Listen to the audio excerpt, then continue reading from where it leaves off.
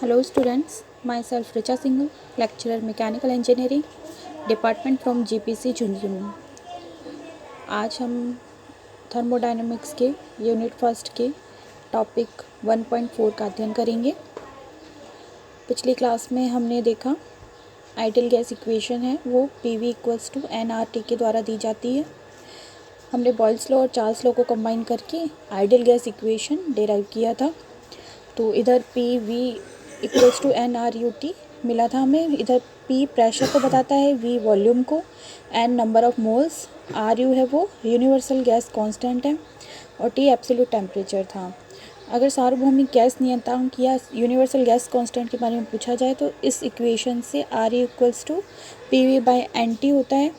अब इसकी वैल्यू हमने बताई थी 8.3145 जूल पर केल्विन। प्लस फर्स्ट थिंग इसकी यूनिट कहाँ से निकली है, RU इक्वल्स टू PV/NT है। प्रेशर की यूनिट न्यूटन पर मीटर स्क्वायर, वॉल्यूम की यूनिट मीटर क्यूब और N नंबर ऑफ मोल्स हैं और T केल्विन है। तो ये सब पुट करेंगे तो हमें मिलेगा जूल पर kelvin mole kelvin, newton metre upon mole kelvin. Newton metre को हमने जूल से डिनोट किया है और RU की वैल्यू आई 8.314 जूल पर मोल केल्विन। और ये वैल्यू कहाँ से आई ये हम देखते हैं। अगर हम स्टैंडर्ड टेम्परेचर और प्रेशर की कंडीशंस लेते हैं, स्टैंडर्ड टेम्परेचर और प्रेशर की कंडीशंस होती हैं, प्रेशर लिया जाता है 1 atm एक एटमॉस्फेरिक प्रेशर या 1.01325 न्यूटन पर मीटर स्क्वायर, और टेम्परेचर 0 डिग्री सेंटीग्रेड या 273 केल्विन और वॉल्यूम 22.4 लीटर। लीटर को हमने मीटर क्यूब में कन्वर्ट कर लिया into 10⁻³ 1 metre cube is equal to 1000 litre होता है। And pressure 1 atmospheric pressure, 1 atmospheric pressure को हमने न्यूटन पर मीटर स्क्वायर में कन्वर्ट किया तो 1.01 इंटू 10⁵ न्यूटन पर मीटर स्क्वायर। क्योंकि अब ये वैल्यूज़ हमने PV/NT के अंदर पुट की थी तो RU की वैल्यू हमारे पास 8.314 न्यूटन मीटर पर मोल केल्विन आ गई। ये एजम्पशंस अवागाड्रो ने लिए थे जिसके थ्रू यूनिवर्सल गैस कांस्टेंट की वैल्यू हर गैस के लिए हमेशा सेम रहेगी, यह नियत रहती है, जो हमेशा 8.314 न्यूटन मीटर पर मोल केल्विन हर गैस के लिए रहती है।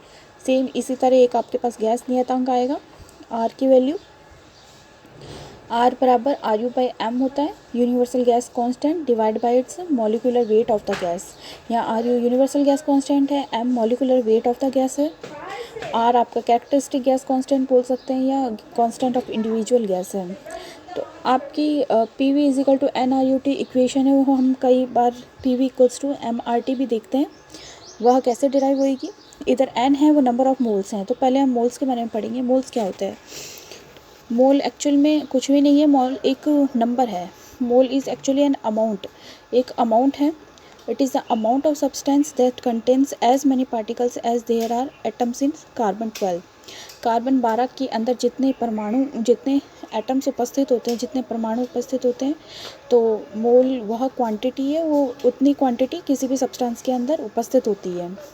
अवागाद्रो का एक कांस्टेंट दिया गया था मोल का, 1 मोल इक्वल्स टू 6.023 इंटू 10⁻23 पार्टिकल्स के इक्वल्स दिए गए थे। फॉर एग्जांपल आप मान सकते हैं, जैसे मेथेन का एग्जांपल लिया, इधर कार्बन का मास कितना है 12 प्लस हाइड्रोजन का हमें पता है 1, तो 4 हैं, तो 4 इंटू 1 करके 12 प्लस 4 इक्वल्स टू 16।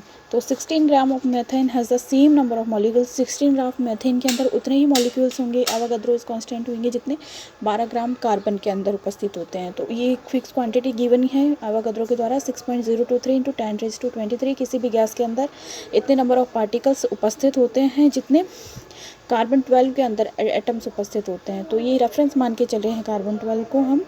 और 1 मोल इक्वल्स टू 6.023 इंटू 10⁻23 होता है। तो n equals to small m upon capital M। Small m है mass of gas, any gas, capital M है molecular weight of the gas. For example मान लिया हमने जैसे ऑक्सीजन का मास हमने लिया, ऑक्सीजन का हम मास लेके O2 लेके चल रहे हैं। O2 क्या है, 32 ग्राम मास लेके चल रहे हैं और उसका मॉलिक्यूलर वेट कितना होता है 16। तो 32 डिवाइड बाय 16 तो 2 मोल्स आ गए उसके। तो आइडियल गैस इक्वेशन हमने देखा था PV इक्वल्स टू nRUT है। और कई बार हमें P V equals to M R T form में भी दिखाई देती है। तो यदि हम एन की value small M by capital M put कर देते हैं P V equal to N R U T में, तो ये इक्वेशन में जाती है P V equal to small M upon capital M into R U T. R U by capital M हमने देखा ही था, स्मॉल आर के द्वारा दिखाई देता है कैरेक्टरिस्टिक गैस कांस्टेंट, तो P V equals to M R T. तो आपकी दोनों ही आइडियल गैस इक्वेशंस है, P V equals to M R T और P V equals to N R U T. अगर आपको यूनिवर्सल गैस कांस्टेंट गिवन है तो N R U T, number of moles के टर्म में गिवन है तो ये यूज़ करेंगे, और अगर मास के टर्म में गिवन है तो आप कैरेक्टरिस्टिक गैस कांस्टेंट को लेके चलेंगे, P V equals to M R T. Next topic है आपका जूल्स लॉ, जूल का नियम। जूल ने क्या बताया था?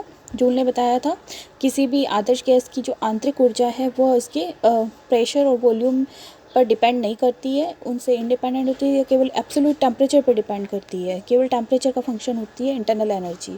तो U equals to function of temperature only. अगर हम एग्जांपल लेते हैं, कोई किसी कंटेनर के अंदर गैस फिलअप है, उसकी गैस है, अगर हम हीट सप्लाई करते हैं उसके अंदर हीट सप्लाई करते हैं तो गैस है वो एक्सपांड होने की कोशिश करेगी, तो there will be some work. तो जो हीट सप्लाई दी है उससे कुछ काम होगा, लेकिन कुछ अमाउंट ऑफ हीट है वो रिजेक्ट हो जाएगी, तो कुछ अमाउंट की हीट रिजेक्ट होगी और कुछ उसका टेम्परेचर अंदर इंक्रीज़ हो जाएगा। तो नेट हीट होगी आपकी heat supplied minus heat rejected. तो नेट हीट का इफ़ेक्ट ये हुआ कि कुछ उससे आपका वर्क डन में कन्वर्ट हो गई और कुछ इंटरनल एनर्जी इंक्रीज़ हो गई, टेम्परेचर इंक्रीज़ हो गया, टेम्परेचर इंक्रीज़ हो गया तो वो आपके इंटरनल एनर्जी के फॉर्म में स्टोर है। तो आपका जो नेट हीट सप्लाइड है वो वर्क डन और इंटरनल एनर्जी के अंदर कन्वर्ट हो गई। ये हमने फर्स्ट लॉ के अंदर भी देखा था, D Q equals to, first law के अंदर भी ये बताया गया D Q equals to D U plus D W. अब अगर हम कांस्टेंट वॉल्यूम प्रोसेस की बात करेंगे जिसके अंदर वॉल्यूम कांस्टेंट है, तो net work done equals to zero होता है। आगे हम स्टडी करेंगे कांस्टेंट वॉल्यूम प्रोसेस क्या होता है। बट अगर वर्क को पी डी वी के द्वारा दिया जाता है तो कांस्टेंट वॉल्यूम में वर्क इक्वल्स टू ज़ीरो हो गया, तो net heat supplied equals to change in internal energy D U, और D Q equals to constant volume पे सी वी डी टी होता है, तो D U equals to C V D T, integration कर दिया तो U equals to C V T plus kelvin. यह है U equals to C V T plus constant, के इज़ कॉन्स्टेंट। आगे हमने बताया, आगे हम स्पेसिफिक हीट के बारे में पढ़ेंगे तो मैं बताऊँगी Q equals to C V D T कहाँ से आया। So thank you.